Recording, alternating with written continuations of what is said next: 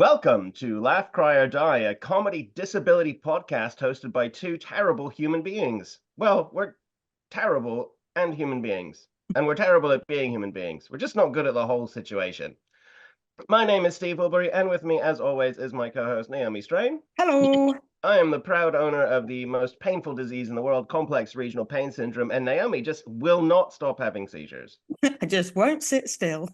Just fucking won't. God, why is she like that? We ask every week. We never It's know. all about me. Everybody, look at me.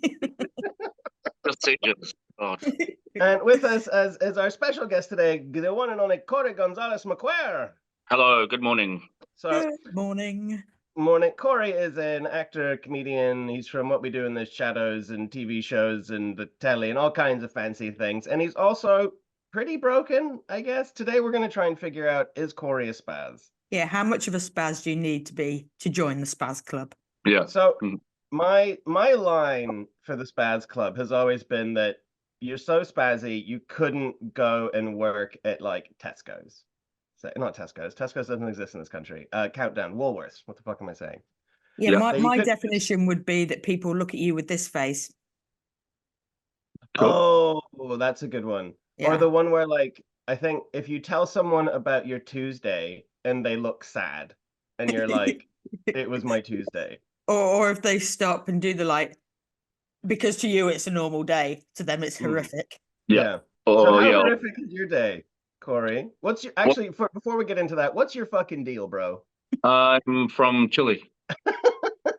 He's from Chile. He lives in New Zealand now. But I think what I was kind of more getting at is, so when I opened for Cori at doing some comedy last week, and he talked about his constellation of diagnoses and all the acronyms that So- are inside his brain. PTSD, ADHD, anxiety, depression, OCD, That's a pretty good menu. and AIDS. Jokes. I'm joking.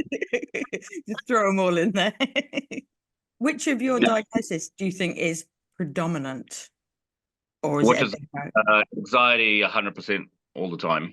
Yeah, that's no matter what, that's always there. So was there a point in life where that started, or were you always like an anxious kid? Was there something that kicked it off, or was it just that it started to build up with you?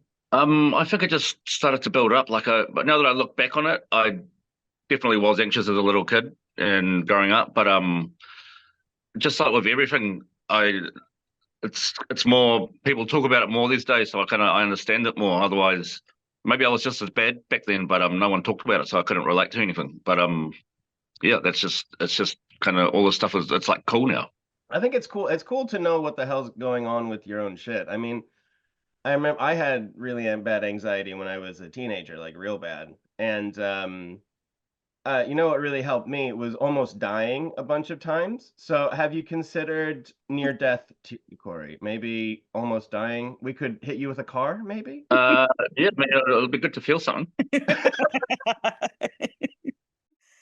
But I think it gets to the point where you're kind of willing to give anything a try, but it's like that full-on kill or cure. Yeah, I reckon.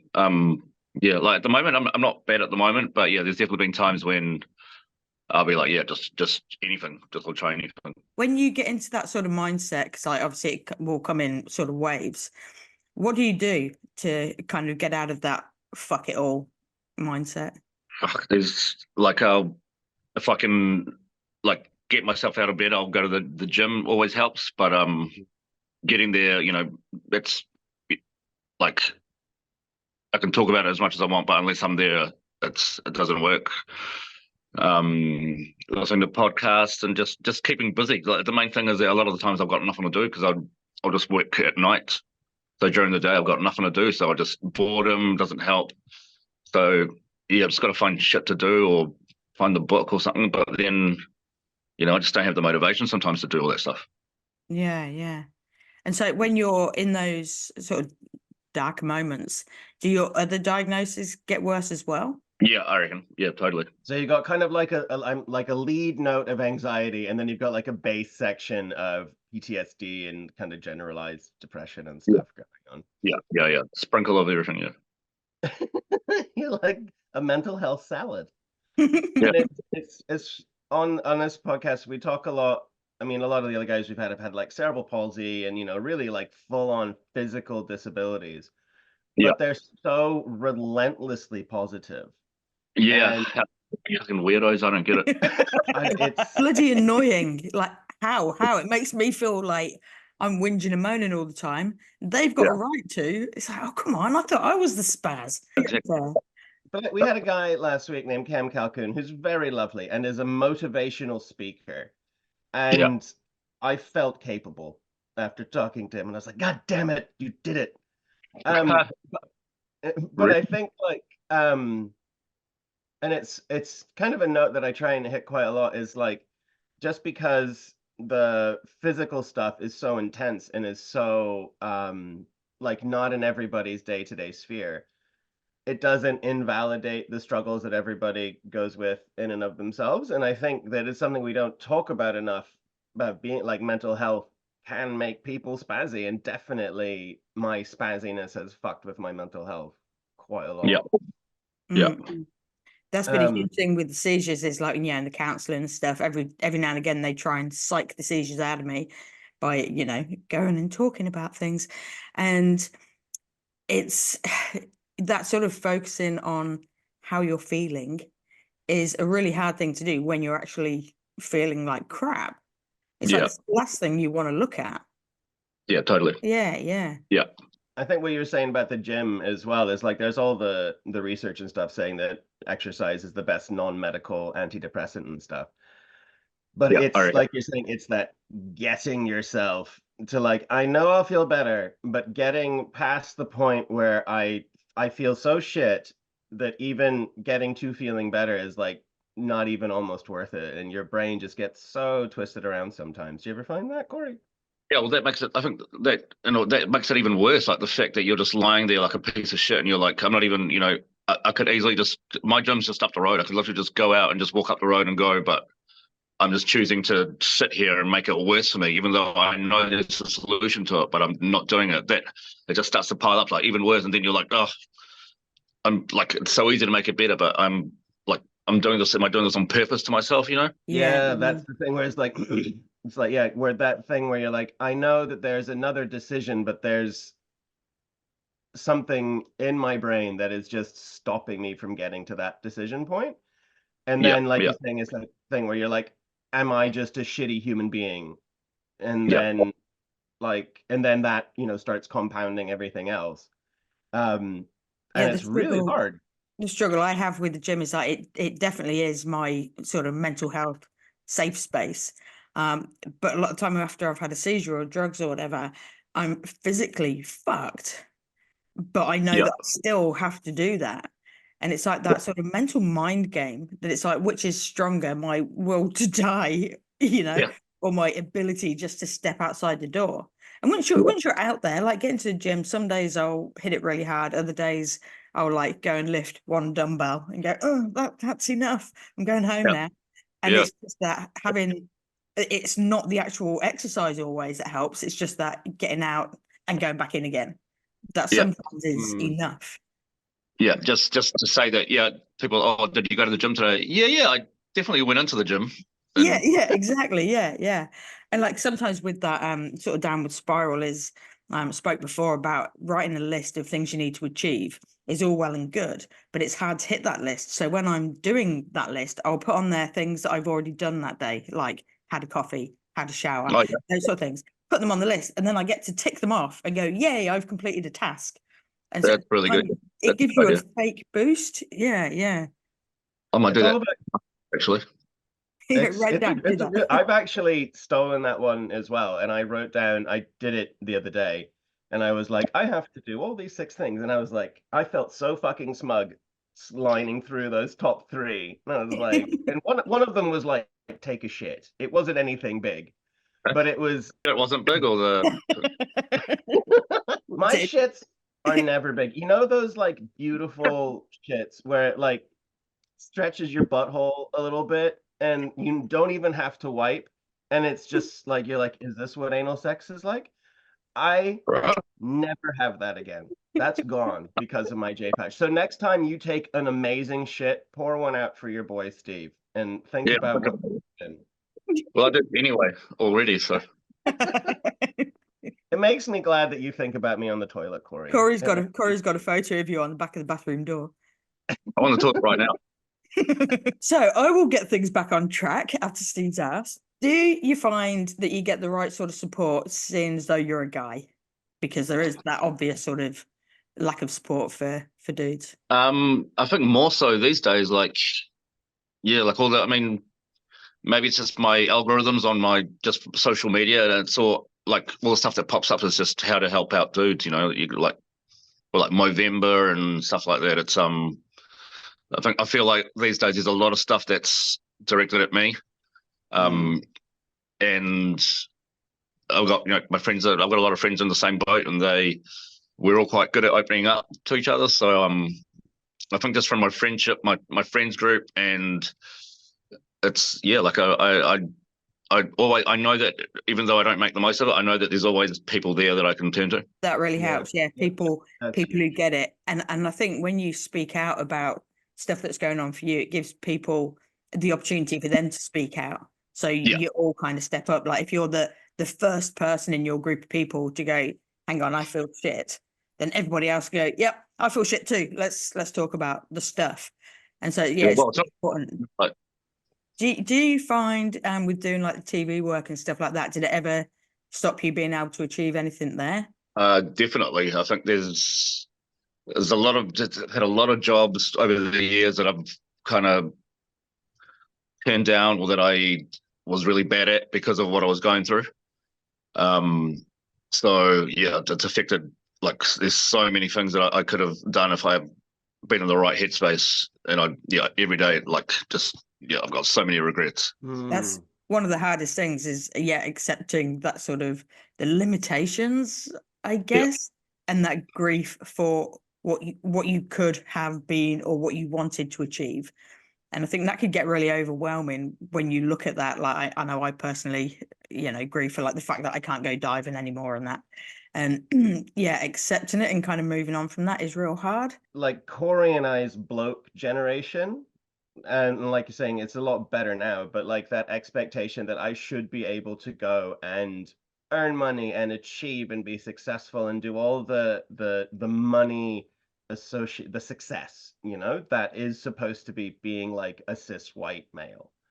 And when your physicality or your situation or your mental health doesn't equal that success, there is that idea that you've been spoon-fed your whole life, especially with Kiwi bloke culture and all that shit. And you have to kind of go, I'm not that shape of a human. I'm a different shape. And what Cori was saying about having your friend group, and not even if you don't reach out there, but knowing that other people exist who are the same. I've got a lot of fucked up friends, which is good. They're the best kind of friends. Broken people are so much more entertaining. And have you met normies? They're so boring. Yeah. Oh my God. Being a broken person and not being able to do the traditional stuff means you have to develop a personality. Yeah, unfortunately. Imagine just gliding through life, just not having an opinion on anything, just being just vanilla. Oh my God. Yeah, if you've never had to question things, then it's so easy just to truck along in society doing, oh yeah, that's the next step. That's the next thing. Oh, now I'm dead. Whereas we're like, that's the next thing. Oh, can't achieve the next thing. What the fuck am I going to do now? And that's where, like we've spoken before about, like that's where the creative stuff comes in. You find a lot of broken people have that. Well, for one, the time, because they can't work full time, they have the time to be creative, and they've got to find different ways to exist in the world and try and, I don't know, prove that you're worth it, that you've earned your place. And I think part of it is proving it to yourself, not just to everybody else. But it's like I can achieve something. Yeah, exactly. So does Cori's lack of success because of his mental health, does that give him a spaz card? Yes, I think so. I mean, Cori's very successful, and I think that's testament to his, well, okay, compared to me, you are. But that's, you guys have got a podcast. You guys at least got motivated to do that. I've always been like, I'm going to do a podcast this week. Actually, the meeting I've got that I've got to shoot off for is about a podcast. So I guess I'm kind of motivated today. So that's perfect. I mean, it took us a while to actually get our shit together. We tried for maybe a couple of years, and we went, oh yeah, we'll do a podcast. Oh no, we're too spazzy. And then we got a producer, and she is like, come on, you guys, do a podcast. What's happening on Monday? Have you got a guest? And it's like, all right, sorry, mum. And so we have to, it's not my mum, but we have to do what we're told. And it has made us actually step up and do something. Yeah, So I I need that. think Zoom as well. oh yeah, if we were having to do this in Not to person, discount super producer Simone. if we didn't have Zoom, we'd be screwed. No, but like Also, getting two senses in the same wondering if place. you guys were in the studio together, or if you're going to be, if it's all separate. So yeah, that probably does help if you just do it in your own place. Yeah, yeah. And if Yeah. like we're completely broken, like if I can't get out because I'm, had a seizure or whatever, I can still drag myself to the computer, and it's fine. And Yeah. like Steve, you can prop yourself up with pillows like a weekend at Bernie's kind of style. Yeah. Have you had a seizure while you've been doing the actual recording before? No, I've I had keep one trying, just but she won't before. do it. I know. we have got an agreement that if I do, that Steve is to continue filming and narrate if possible. If you can see me, I mean, ideally, if I had the seizure, I'd knock the laptop off, and so it can carry on filming me while I have it. That would be perfect. I mean, that's it wouldn't be. But, right. Let me try really hard. Try really hard and have one right now. Come on. Just quick, I'll go get my phone flashlight and just turn it off and on again really, really quick on the Zoom call I start and see if flicking the we can get lights her going. Yeah, yeah. But we did also have the idea of Only Spaz, and they could do seizure pornography, which there's a genre. Yeah, like what is it? Seizure porn. Oh, I'm sure it exists. I'm sure there's a market for it. There's a market for everything. I mean, I'm sure somebody would pay. It might not be enough to make a living on, but it might pay for an editor, so I don't have to do freaking editing anymore. I'd do it for that. I mean, dolls are good. Yeah, I think. Oh, that's what we should do. Licensed sex dolls with your face on it, and you press a button, and then the sex doll has a seizure. That's not a bad idea. Yeah, that's like just a big full-on vibrator. Yeah, just a human vibrator. That's me. That's why I'm so successful with the men. Nice to meet you on the human vibrator. You might have seen me before. Steve, I'm actually quite complimented, Steve, that you still want it to have my face. Thank you for that. Well, if it's not merch, there's no point. I'm not going to leverage your seizures for success and not lift the podcast. Well, I mean, we could put your face on it. Yeah, I mean, it could just come with a bunch of faces that you can change. You can put on. Oh yeah, it's like a whole laugh, cry or die. And then, because that's what you do is you sell it, and then you have the faces as the add-on. So you sell like the sex doll, and then you pay a little bit extra to get the different faces. Yeah, Like gibbet. yeah. You're like gibbets, but for your sex doll. Yeah. Perfect. And on that day, they made $1 million. I think we're onto something. I don't think you need your next meeting, Cori. I think we've solved success for you. Well, we need to have a business meeting where we hash this out properly. Yeah.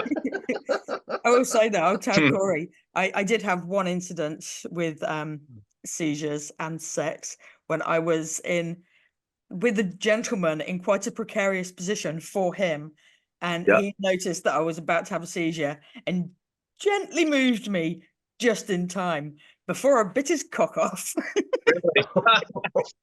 Oh my God. That's the exciting danger card you play with me. So maybe our sex dolls could be full on vibrating, but with gnashing jaws.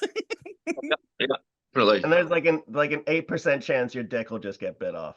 Yeah, I think that's live on the edge, Yeah, man, live the dream. I think we probably got to let Cori go because he's a busy man with a lot of things to do. But we really appreciate you coming by. Hopefully you can come on again and we can hang out some more and shoot the shit, man. For sure. Cheers, guys. Yeah, thanks, Cori. Cool. Thanks so much for your time today, guys. We hope you've enjoyed our chat with Cori Gonzalez-Macuer. We'll see you guys on the backside of the internet. Bye. Thanks for tuning in today. Tuning in. What the fuck is this, the 50s?